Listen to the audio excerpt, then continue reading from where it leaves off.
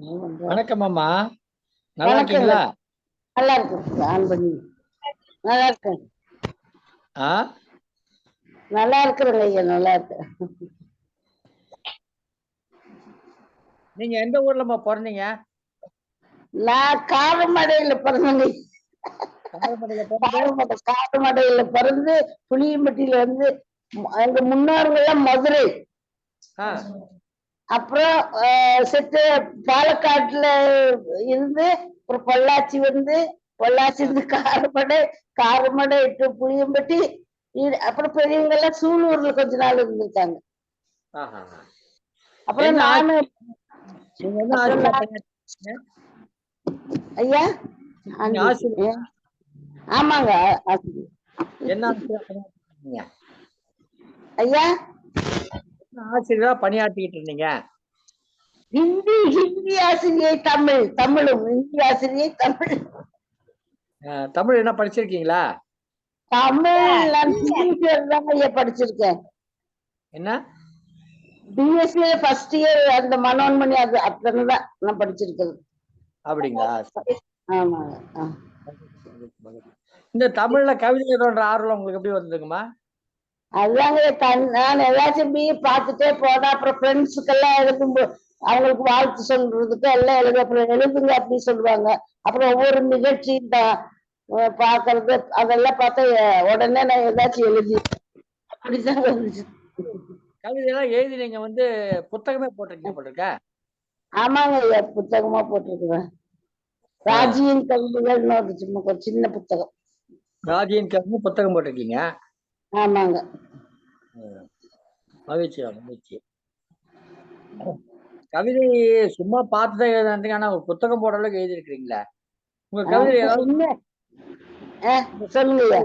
சின்ன கவிதையா உங்களுக்கு பிடிச்ச கவிதையா ஒரு கவிதை சொல்லுங்களேன். நான் எழுத நிமிஷத்துல இன்னைக்கு கூட 4 லைன் எழுதி இருக்கிறேங்க ஐயா. 4 லைன் சொல்லுங்க. என்னைக்காவது 4 லைன் சொல்லுங்க. மாலையில் வந்த நல் மகர சங்கராந்தி. மாலையில் வந்த நல் மகர சங்கராந்தி. மறுநாள் அதிகாலையில் வந்த நல் தை. மாவுலகிற்கே வழிகூறி அயனினால் நேற்று. மாற்றுமிகு அறிஞர்களை காணும் நாள் இன்று. அடேங்கப்பா. மகிழ்ச்சி மகிழ்ச்சி மகிழ்ச்சி. அந்த பொங்கல், தை பொங்கல், போகி எல்லாத்தையும் சேர்த்து ஒரு 4 வரிகள்ல கவிதையா சொல்லிருக்கீங்க. உங்களுக்கு அந்த கவிதை எழுதணுன்ற ஆர்வம் உங்களுக்கு எப்படிமா வந்தது? அதாங்க தனியா தான் அவரு இதானதுக்கு அப்புறம் நான் எப்படி யோசிச்சு என்னோட நல்ல எழுதிட்டே இருந்தேங்க ஐயா. அப்படியே ஏதாவது பாக்குறது போனது வந்ததெல்லாம் அப்படியே யோசிச்சு எழுதிட்டு இருக்கிறேன். பழைய இதெல்லாம் ஞாபகப்படுத்து.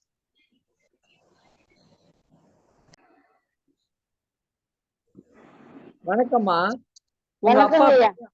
சொல்லுங்க. எங்க அப்பா அந்த காலத்துல 1928ல கீழ்ப்பாக்கம் மெடிக்கல் காலேஜ்ல படிச்சவர், டாக்டர். டாக்டரா? அடேங்கப்பா. ஆமா. அம்மா ஹோமியோபதி டாக்டர். நானும் படிச்சேன் ஹோமியோபதி. அம்மா அப்பா 2 பேரும் மருத்துவர்களா? அவ தாத்தாவும் மருத்துவர். அவங்க எல்லாம் ராஜ சித்த வைத்தியர். குடும்பம். ஆமாங்க ஐயா. நான் எனக்கு ரத்தம் பார்த்தாலே பயம். நான் வந்து சாஃப்ட் நேச்சர். எனக்கு அதெல்லாம் பார்த்தாலே பயங்க ஐயா.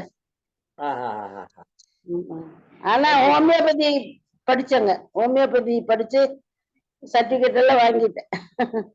ஹோமியோபதி படிச்சிருக்கீங்களா? மகிழ்ச்சி. ஹோமியோபதி மருந்தெல்லாம் கொடுப்பீங்களா? மருந்தெல்லாம் முதல்ல இப்ப எல்லாம் கொடுக்கறது இல்லைங்கய்யா.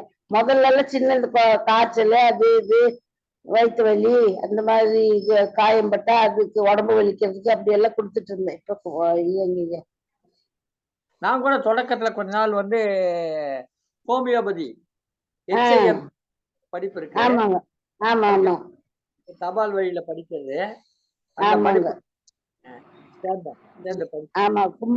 கும்பகோணத்துல ஒரு 15 நாள் ட்ரைனிங் கொடுப்பாங்க. அப்ப அது எல்லாம் போய் வந்தோங்க ஐயா. நான் கொஞ்ச நாள் படிச்சேன், எனக்கு பெருசா அது ஆர்வம் வரல, அதை விட்டுட்டேன். அதாங்க. நம்ம ஒரு நோயாளி நமக்கு எதுக்கு மருத்துவ வேலைன்னு சொல்லி விட்டுட்டேன். யாராவது அதான். மருத்துவ சரி. உங்க கணவர் பேர் சொல்லுங்கம்மா. அவர் குமாரசுவாமி. அவர் என்ன பண்ணிட்டு இருக்காருமா?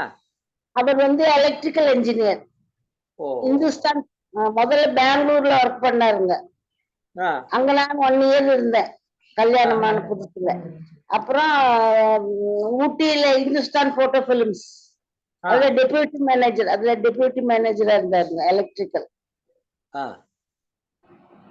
அதுக்கப்புறம் அப்புறம் ரிட்டையர் ஆகலைங்க. அப்புறம் வெளிநாட்டுக்கு போயிட்டாரு. வெளிநாட்டுக்கு நாங்க அங்க ஒரு 17 வருஷம் இருந்தோங்க ஊட்டியில. அது இப்ப இல்ல, இந்த கம்பெனியே இல்லைங்க ஐயா. நாங்க வந்ததுக்கு அப்புறம் இல்ல. நாங்க வந்து கொஞ்ச நாள்ல அது இதாகி போச்சு. அந்த கம்பெனி இல்லாம போச்சு. போட்டோ பிலிமே இப்ப எடுக்கிறது இல்ல. இந்துஸ்தான் போட்டோ பிலிம்ஸ் மூடிட்டாங்க. ஆமா, ஆமாங்க ஆமாங்க. அதெல்லாம் பார்த்து கூட அந்த பார்த்து கூட வருத்தப்பட்டு அதுக்கு ஒரு கவிதை கூட எழுதினேன் நான். அந்த காலத்து நல்லா அதை பத்தி கூட நான் எழுதினேங்க ஐயா. வச்சிருக்கீங்க? அந்த கவிதை வச்சிருக்கீங்களா? அந்த கவிதை இப்ப இதுக்குள்ளதான் இருக்குது. எப்படிங்க எடுக்கிறது?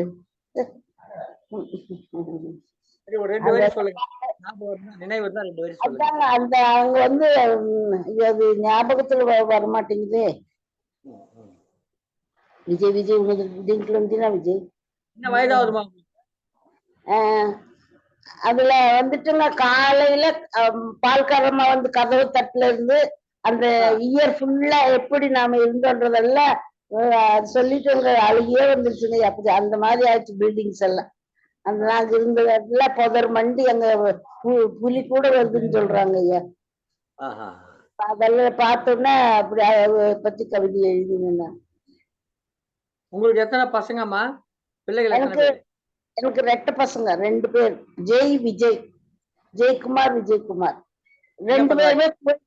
2 பேரும் குவைட்ல வேலை பாக்குறாங்க. அப்ப இங்க பெரியவனுக்கு கல்யாணம் ஆயிடுச்சுங்க. அவனுக்கு ஒரு குழந்தை இருக்குது. ரிஷிவந்த் குழந்தை பேர் ரிஷிவந்த். 2 வயசு ஆச்சுங்க. அவங்க இங்க இருந்தா ஒர்க் பண்றாங்க. மருமக பூர்ணிமா குடியாத்தம். இன்னொரு பிள்ளைக்கு இன்னும் கல்யாணம் ஆகலையா? இன்னொருத்தருக்கு இன்னும் கல்யாணம் இல்லைங்க. மொத்தமா ஒண்ணா இருக்கீங்க? ஆமாங்க, மொத்தமா ஒன்னாதாங்க இருக்கு. உங்க வாழ்க்கையில மறக்க முடியாத சம்பவம் இருக்குங்களா? ஆமாங்க ஐயா, மறக்க முடியாத சம்பவம்னா நானு கிருஷ்ணர் மேல ரொம்ப பக்தி. அப்புறம் எங்க வீடு கட்டினப்போ ஒரு ரூம் இந்த பக்கம் இருக்கிற ரூம்ல மேற்கு பார்த்து கிருஷ்ணர் வச்சிருந்தங்க. அப்ப ஒருத்தர் அப்ப ஒரு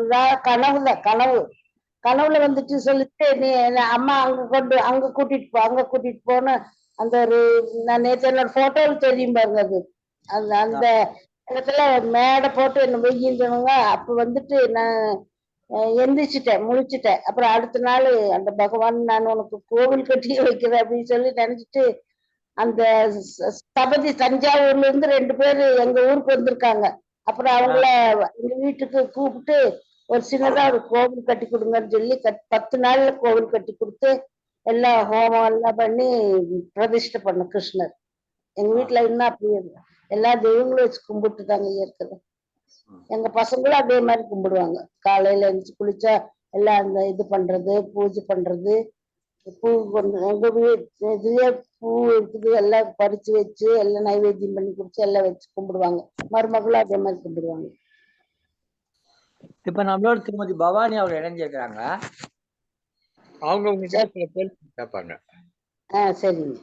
பவானி இணைஞ்சிருக்காங்க. உங்ககிட்ட சில கேள்வி கேட்பாங்க. வாங்க பவானி.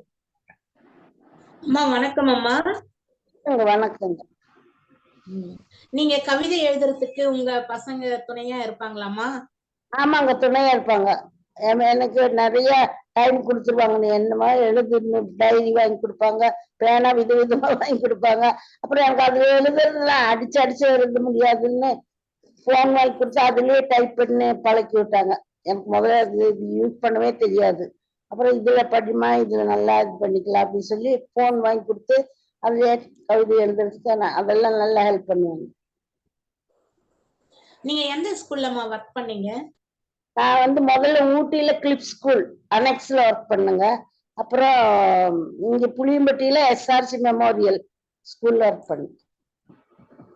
ஸ்கூல்ல பிள்ளைங்க எல்லாம் உங்களுக்கு ரொம்ப அன்பா ரொம்ப இருப்பாங்களாம்மா? ரொம்ப என்ன ரொம்ப பிடிக்கும். அந்த மாதிரி பஜன் இதுல எல்லாம் நான் போகாட்ட அந்த எல்கேஜி கூட கேட்கும், குழந்தைங்க கேட்பாங்க. அந்த மிஸ் காணா சொல்லி கேட்பாங்க. அந்த மாதிரி என் மேல பசங்களுக்கு நல்லா இப்ப கூட என்ன பார்க்க வருவாங்க. அரசு பள்ளியா தனியார் பள்ளியாம்மா நீங்க ஒர்க் தனியார் பண்ணது? பள்ளி, தனியார் பள்ளி, தனியார் பள்ளி. உங்ககிட்ட படிச்ச பசங்கள்ல யாராவது ரொம்ப பெரிய ஆளா இப்ப இருக்கிறவங்க? ஆமாங்க, எல்லாம் நிறைய டாக்டர்ஸா இருக்கிறாங்க, போலீஸ்ல இருக்கிறாங்க. மோஸ்ட்லி நிறைய டாக்டர் இருந்தாங்க ஐயா.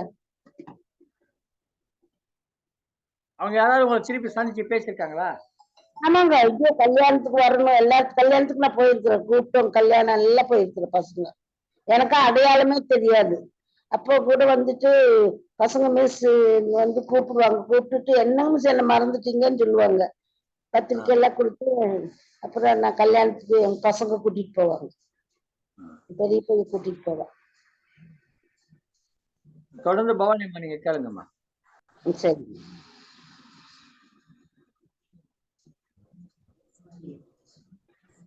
அம்மா நீங்க இப்ப எழுதின புக்குக்கு யாரெல்லாம் துணை இருக்காங்கம்மா உங்களுக்கு?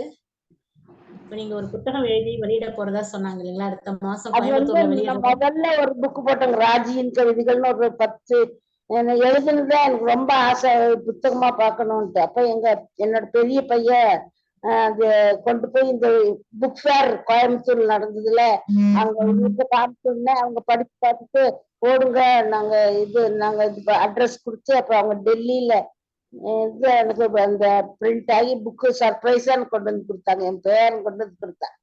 எனக்கு அது ரொம்ப ரொம்ப சந்தோஷமா இருந்துச்சு. அப்புறம் தான் நான் நிறைய எழுதி வச்சிருக்கிறேங்க.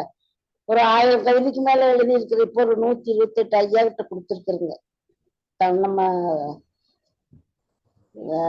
நீலகண்ட ஐயா கிட்ட புக்கா போடுறேன், புத்தகம் வெளியிடுவதற்கு. என்னைக்கு சொன்னீங்க? கோயம்புத்தூர்ல வெளியிடுறீங்களா, சென்னையில வெளியிடுறீங்களாமா? ஐயா கோயம்புத்தூர்ல வர்றேன்னு சொல்லியிருக்காங்க. அது அங்க கோயம்புத்தூர் தாங்க எனக்கு பக்கம். ரொம்ப எனக்கு நடக்கவெல்லாம் முடியாது. நடக்கன்னா வீட்டுக்குள்ள நடந்துக்குவேன். வெளியில் நான் எங்கேயுமே போறது இல்லைங்களா, பக்கம்னா கோயம்புத்தூர் ஈஸியா இருக்குன்னு சொல்லி அங்க இது பண்ணேன். வயதாயிடுச்சு, அதனால வெளியில அதிகமா போக முடியாது. என்றாலும் தொடர்ந்து தன்னுடைய இலக்கிய பணியை இந்த சமூக வலைத்தளங்கள் மூலமாகவோ இணைய வலைத்தளங்கள் மூலமாகவோ திருமதி ராஜேஸ்வரி குமாரசாமி அவர்கள் செய்து கொண்டிருக்கிறார்கள். விரைவிலேயே ஒரு நூல் வெளியிட இருக்கிறார்கள். அவருடைய கவிதை தொகுப்பு நூல் வர இருக்கிறது. இந்த கவிதை தொகுப்பு நூலில அம்மாவுடைய கவிதைகள் எல்லாம் சின்ன சின்ன கவிதை, அழகழகான கவிதைகளை எழுதியிருக்கிறார்கள். அந்த கவிதைகள் எல்லாம் நூல் வகையில் தான் வெளியிட போகுது. வருகிற பிப்ரவரி மாதத்துல கோயம்புத்தூர்ல வைத்து இந்த நிகழ்ச்சி நடைபெறும். அந்த நிகழ்ச்சியை வச்சு வெளியிட இருக்கிறோம். அவங்களால ரொம்ப தூரம் வர முடியாது. சென்னை போன்ற பல ஊர்களுக்கு வருவது என்பது இயல்புல அவங்க வயதானவங்க என்பதனால கொஞ்சம் கடினமா இருக்கிறதுனால கோயம்புத்தூர்லேயே நிகழ்ச்சி வைக்கிற நிகழ்ச்சியில வெளியிட்டு இருக்கிறோம். மிகச் சிறப்பான கவிஞராக பண்ணமைத்துக் கொண்டிருக்கிறார்கள். மிக குறுகிய காலமே கவிதைகள் எழுதியிருந்தாலும் கூட மிக நேர்த்தியான கவிதைகளை படைப்பவராக இருக்கிறார்கள் திருமதி ராஜேஸ்வரி குமாரசாமி அவர்கள். அவர்களுக்கு இந்த நேரத்திலே, இந்த பொங்கல் திருவிழா நடைபெறும் நேரத்திலே அவர்களை சந்தித்து ஒரு நேர்காணல் மகிழ்ச்சி அடைகிறோம். திருமதி ரமணி பாலசாமி அவர்கள் இணைந்திருக்கிறார்கள். நீங்கள் அவரிடம் ஏதாவது கேட்பதால் கேட்கலாம் அம்மா. திருமதி ரமணி பாலசாமி.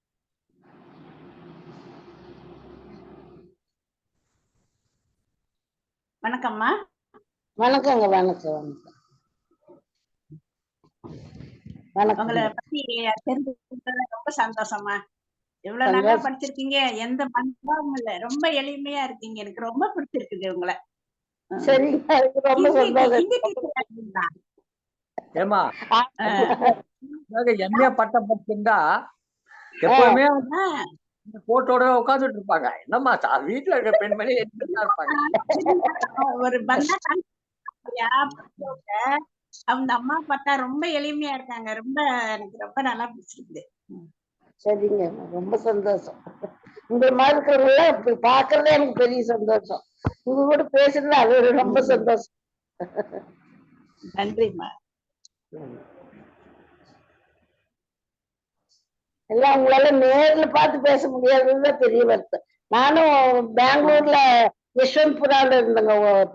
1 இயர் இருந்தேன். யஷ்வந்த்புரம் ரொம்ப தூரங்க. நாங்க எங்கனாலும் எப்பனாலும் கல்யாணத்துக்கோ பண்டிகைக்கோ அரிசி வாங்கணும்னா தான் யஷ்வந்த்புரம் மார்க்கெட்டுக்கு வருவோம். நானும் எங்க வீட்டுக்காரன் வரும்போது பஸ்ல வந்துருவோம், போகும்போது டெம்போ தான் போடுவோம். டெம்போ ரொம்ப 6 மாசத்துக்கு தேவையானதான் வாங்கிடுவாரு எங்க வீட்டுக்காரரு. அப்படி 3 மாசத்துக்கு ஒரு வாட்டி, 6 மாசத்துக்கு ஒரு வாட்டி. உங்களுக்கு நீங்க எந்த ஊர்ல படிச்சீங்கம்மா? நான் இங்க புஞ்சிப்பிள்ளிமேட்டுல 8th வரைக்கும் படிச்சேங்க. அப்புறம் கோயம்புத்தூர் பிரசன்டேஷன் கான்வென்ட்ல 11th நிர்மலா காலேஜ்ல பியூசி, அந்த பிஎஸ்சி ஃபர்ஸ்ட் இயரோட ஹோம் சயின்ஸ் காலேஜ். அப்புறம் கல்யாணம் ஆயிடுச்சு. கல்யாணம் மாப்பிள்ளை தான் இந்த ஊர.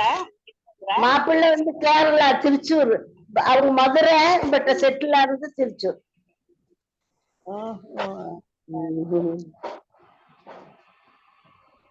எப்படி இந்த தமிழ் கவிதை எழுதுறது உங்களுக்கு எப்படி ஆர்வம் தோன்றுச்சு?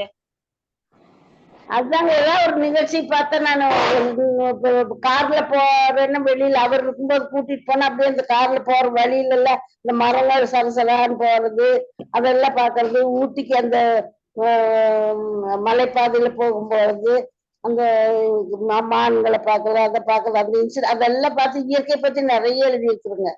அப்புறம் குழந்தைங்களை பத்தி, அப்புறம் டியூஷன் வர்ற பசங்க, ஆமா டியூஷன் வர்ற பசங்க ரயிலை பத்தி எழுதுங்க மேடம் பாங்க, ரயிலை பத்தி ஒரு கவிதை எழுதி கொடுப்பேன். போன் பத்தி, செல்போன் பத்தி கேட்டாங்க, அதை எழுதி கொடுப்பேன். அப்புறம் ஒருத்தர் அவரு கவிதை எழுதியிருக்காரு. அவர் எங்கிட்ட எங்க 108 ஆம்புலன்ஸ் பத்தி எழுதுங்கம்மா பாக்கலாம் அப்படின்னாரு. அதுக்கு எழுதி கொடுத்தேன். அந்த மாதிரி எங்க ஊர் அந்த பழைய காலத்து கிராமம் எப்படி இருக்கணும், அது எங்க பையனுக்கு கல்யாணம் ஆகும் போதே கல்யாணம் இருந்து எப்படி இருக்கணும்னு அதுக்கு ஒரு கவிதை அப்படி எல்லாம் எழுதுங்க.